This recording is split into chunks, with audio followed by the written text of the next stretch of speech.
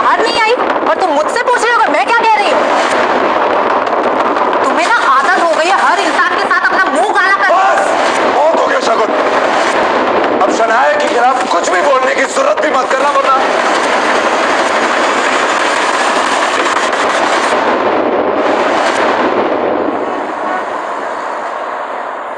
शनाया ने कुछ अजीब से अंदाज में कहा, हबीब मेरी ड्रेस चेंज कर दो ना। हबीब? अपनी उखड़ी रहने वाली बीवी की कही ये बात सुनकर आहान की हैरानी का ठिकाना नहीं रहा। आप मुझे हबी कब से बुलाने लगे और आप चाहती हैं कि मैं आपकी ड्रेस चेंज करने में मदद करूं? ये कैसा सवाल है?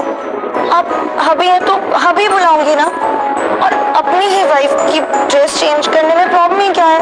शनाया की कही बात गलत तो नहीं थी, लेकिन आहान ऐसे कैसे कर सकता था? ये क्या हो गया हबी? ये सब तो मैंने पहली बार सुना। कहीं एक मिनट, शायद शनाया का नशा अभी तक उतरा नहीं है। पता नहीं उस शौर्य और विकी ने मिलकर शनाया को क्या पिला दिया है।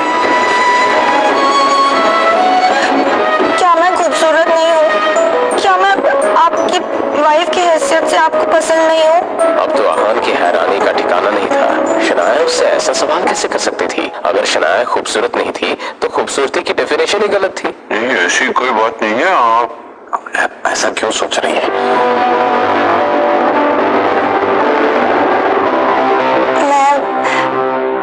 मैं आपको खुश करने के लिए सब कुछ करूंगी। मैं डाइटिंग स्टार्ट कर दूं या अपनी ड्रेसिंग सेंस चेंज कर दूं? आप जो भी कहोगे मैं वही करूंगी। अब आहान को पक्का यकीन हो गया था कि शनाया अपने होश में नहीं थी। आपको कुछ भी चेंज करने की जरूरत नहीं है। आप जैसे हैं मुझे बहुत पसंद है। आप सो जाइए। तेरे बिन कैसे मैं जीऊं, तुझसे कैसे ये कहूं, तेरी हर ख्वाहिश में मैं रहूं। हबीब मेरी आँखों आप यही सो जाइए ना। मेरा हर वक्त तेरा, तुझसे कैसे मैं ये कहूं,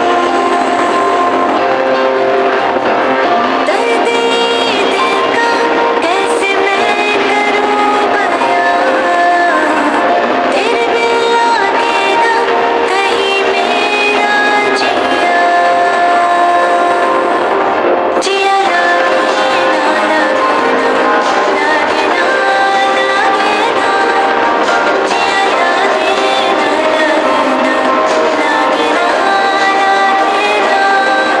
जिया अपने हबी से ऐसे एक्सप्रेशंस को देखकर शनाया खिलखिलाकर हंसने लगी। ऐसे ही हंसते मुस्कुराते हुए वो दोनों कब सो गए उन्हें पता नहीं चला। शनाया आज का दिन और आहान आज की रात कभी नहीं भूलने वाले थे। अगली सुबह शौर्य अपने ऑफिस में बैठा बेचैन हो रहा था।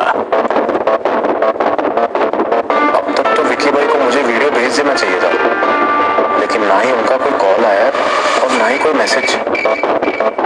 उम्मीद है सब सही से हो गया होगा। एक काम करता हूँ, मैं ही विकी भाई को कॉल कर लेता हूँ। शौर्य से अब रहा नहीं जा रहा था, इसलिए उसने विकी भाई को कॉल किया। बहुत देर तक बजने के बाद भी उसने कोई जवाब नहीं दिया, तो शौर्य ने एक बार फिर से कोशिश की। हेलो, देखो इंसान, ये डील अब खत्म हो गई है। ये सुनकर शौर्य की आंखें चमकने लगी। मतलब वीडियो तैयार है तुम्हारे पास? अरे डील खत्म का मतलब है कि काम नहीं हो पाया, समझे तुम? ना तो वीडियो बन पाई और ना ही मेरे और शनाया के बीच में कुछ हो पाया। मगर ऐसा कैसे हो सकता है? अरे पुलिस आ गई थी इसलिए काम नहीं हो पाया। और हाँ, आज से हमारे और तुम्हारे बीच में ये डील खत्म। और विकी भाई ने अपना फैसला सुना दिया और फोन रख दिया। शौर्य की हालत खराब हो रही थी। उसे इस बात का पूरा यकीन था कि शनाया कल जो कुछ भी हुआ उस पूरे मामले को इतनी आसानी से भूलने वाली नहीं थी। शौर्य, तुम्हें पता है कल शनाया विक्की भाई नाम के गुंडे के पास थी और वो दोनों विक्की भाई के अड्डे पे रूम में अकेले थे। तुम्हें सब किसने बताया शबनम? मेरी दोस्त ने बताया और उसने मुझे कॉल करके शनाया के इस नए स्कैंडल के बारे में बताया। शगुन की ये बात सुनकर शौर्य के दिमाग में एक शैतानी आइडिया आ गया। वैसे तो शगुन शौर्य से कम चालाक नहीं थी, मगर जब भी बात शनाया की होती थी शगुन का दिमाग चलना बंद हो जाता था। शगुन, मैं भी इस बारे में कुछ जानता हूं और मैंने तो ये तक सुना है कि शनाया आज सुबह तक वही थी, उसी गुंडे विक्की के साथ। What? ये शनाया इतनी गिरी हुई हरकत क्यों करने लग गई है? उसे हमारी फैमिली की प्रेस्टीज के बारे में कुछ अंदाजा है भी कि नहीं? तुम्हें क्या लगता है शौर्य, वो ऐसा क्यों कर रही है? शौर्य को इसी सवाल का तो इंतजार था। ये सब तो देखो मैं भी नहीं, मगर हो सकता है कि वो स्प्रिंग कॉर्पोरेशन के प्रोजेक्ट को हथियाने के लिए इस गुंडे विक्की का साथ लेना चाहती हूँ। ये सुनते ही शगुन का चेहरा गुस्से से लाल हो गया। हमें दादाजी को इसके बारे में बताना होगा। इससे पहले कि देर हो जाए हमें दादाजी को मनाना होगा। जैसे स्प्रिंग कॉर्पोरेशन की डील से उसे हटाया है, वैसे कैसे इस परिवार से भी धक्के मार के उसे हटा दे। तो चलो हम चलते हैं। शौर्य यही तो चाहता था, अब उसे कुछ कहने की जरूरत ही नहीं थी।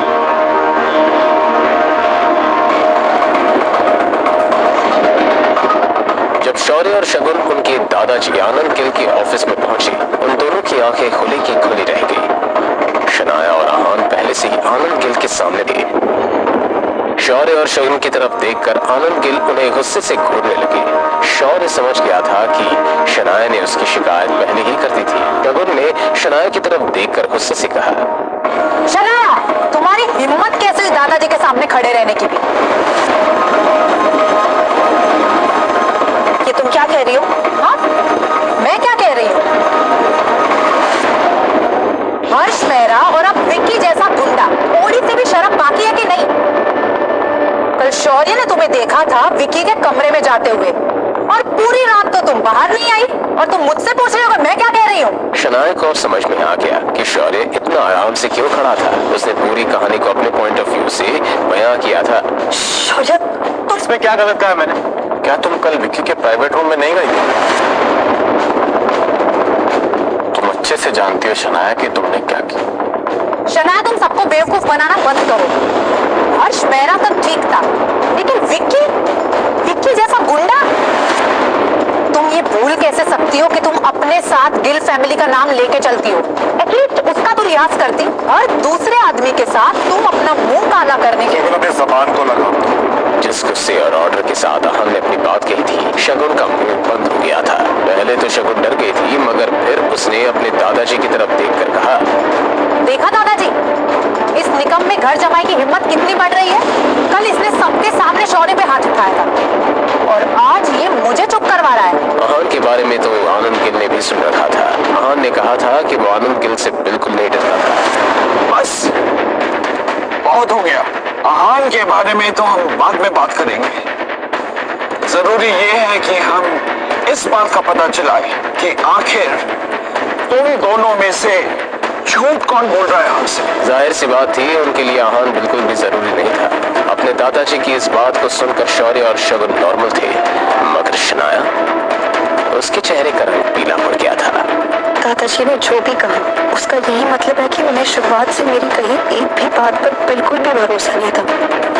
इस बात से शनाया कितनी अपसेट हो गई थी, इस बात का अंदाजा लगाना आहान के लिए कोई मुश्किल बात नहीं थी। शनाया, क्या तुम्हारे पास कोई ऐसा सबूत है जो ये साबित कर सके कि शौर्य ने विकी नाम के गुंडे के पास जाने के लिए मजबूर किया?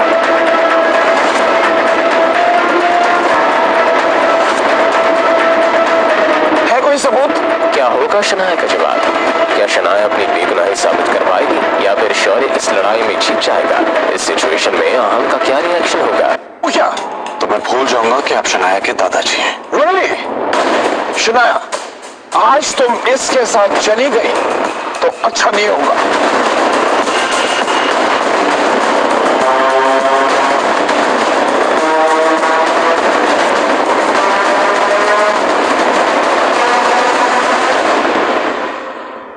क्या तुम्हारी तुम्हारे पास ऐसा कोई सबूत है जो ये साबित कर सके कि शौर्य ने तुम्हें विकी नाम के गुंडे के पास जाने के लिए मजबूर किया? है कोई सबूत? अपने दादाजी का ये सवाल सुनकर शगुन और शौर्य एक दूसरे की तरफ कामयाबी की उम्मीद के साथ देखने लगे। उन दोनों को यकीन था कि शनाया के पास कोई भी सबूत नहीं था। हेलो, कौन? मैं शौर्य, और अगर आहान की जान बचाना चाहती हो तो विक्की भाई के अड्डे में पहुंचो। मैं तुम्हें लोकेशन भेज रहा हूँ। दादाजी, मेरे पास सबूत है।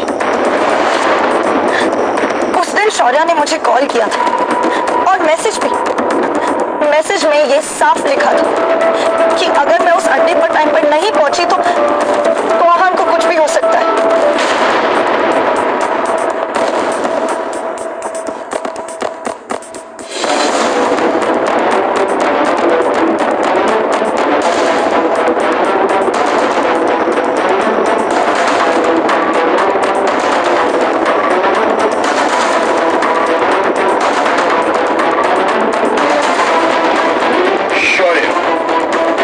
अब इसके बारे में तुम क्या कहना चाहोगे?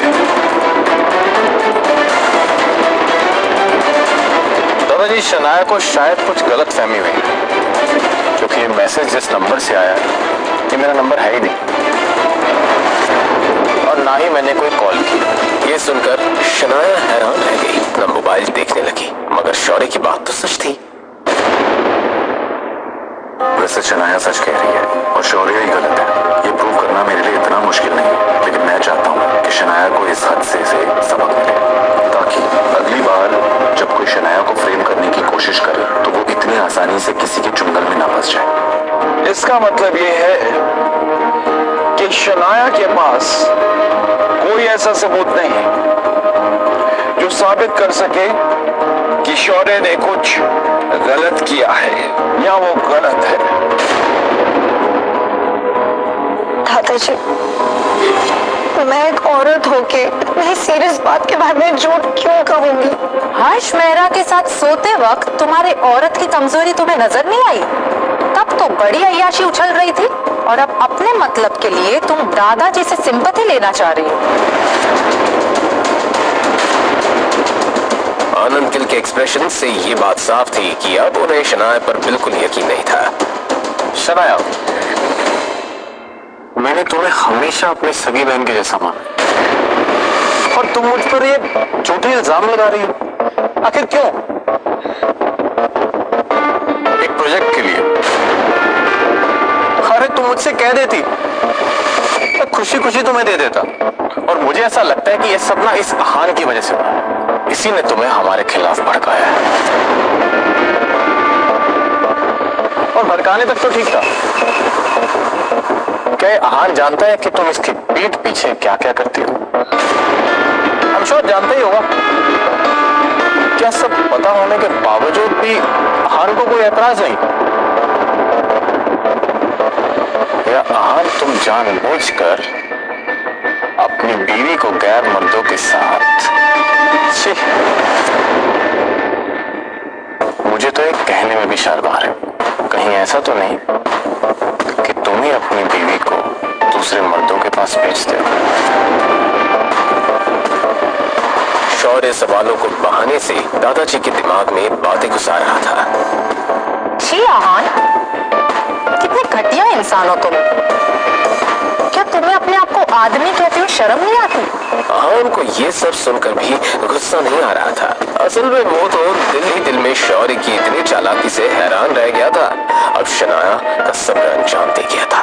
वो अब एक एक करके अपने ही रिश्तेदारों के असली और घटिया चेहरे देख रही थी। शनाया को अंदर से ऐसा लगा मानो वो पूरी तरह से मिल गई थी।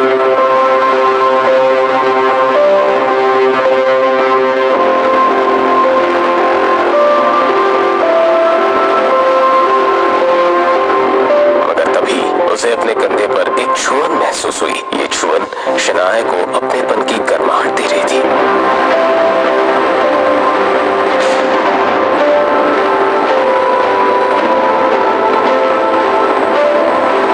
आहान को इस सब में कितना कुछ सुनना पड़ रहा है, मगर मैं ना अपने सपोर्ट में ना उनके सपोर्ट में कुछ कह पा रही हूँ।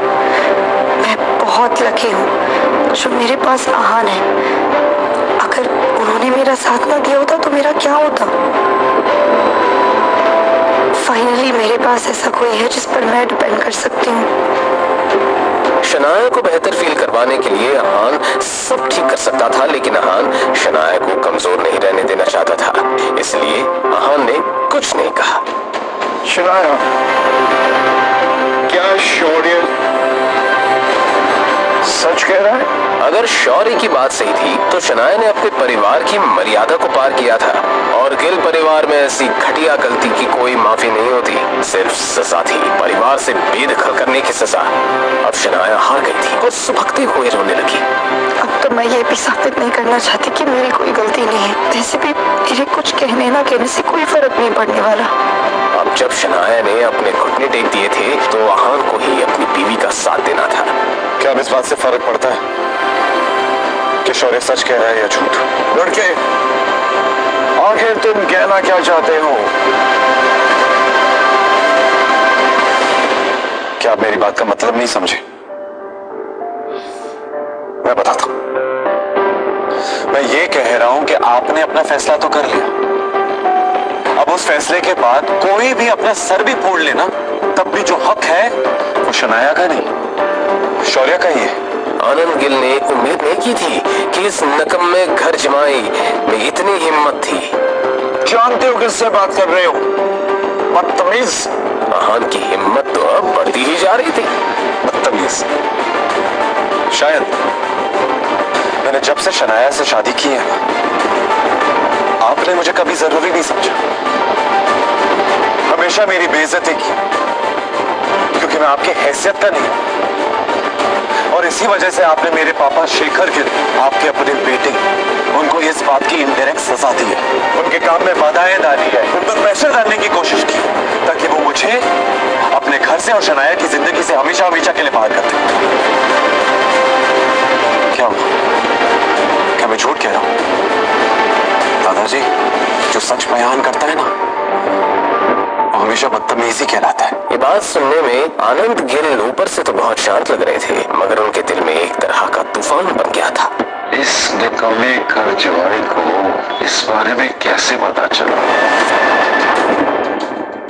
मैं सब कुछ जानता हूँ। रोजे इस बात से कोई एतराज नहीं है। मुझे बस प्रॉब्लम इस बात से है कि इस सब में शनाया को इन्वॉल्व किया जा रहा है, उस पर ज्यादती हो रही है। शनाया मेरी पोती है और वो मेरी बीवी है।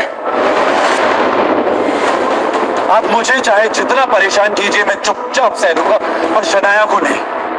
उसे जरा से भी तकलीफ नहीं होनी चाहिए, और अगर तकलीफ हुई तो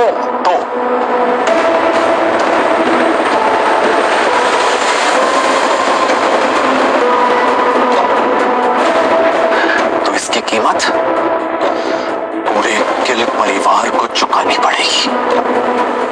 अहान की ये बात सुनकर शनाया इमोशनल होकर रोने लगी। पापा सही कहते हैं, मेरे पास हमेशा से हीरा है। अगर उस हीरे ने हमेशा कोयला होने का दिखावा किया। धमकी दे रहे हो मुझे?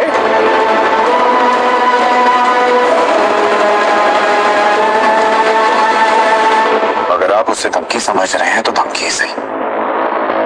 आज मैं आपको आखिरी बार दादाजी कहकर बुला रहा हूं। आगे से अपना ध्यान रखिएगा। अपनी बात कहने के बाद अहान ने शनाया का हाथ पकड़ा और वहां से चला गया। शनाया को इस बात का एहसास था कि गिल परिवार से उसका रिश्ता टूट चुका था। पहले कभी शनाया ने इस बारे में सपने में भी नहीं सोचा था। शनाया को तो बस इसी बात की तसल्ली थी कि इस सब में वो अकेली नहीं थी, अहान उसके साथ था। शनाया को कुछ खोने का गम नहीं था, वो तो बस जो था उसी के साथ खुश थी। शनाया को रियलाइज हुआ कि असली अहान ऐसा दिखता था, इतना कॉन्फिडेंट, इतना ब्रेव।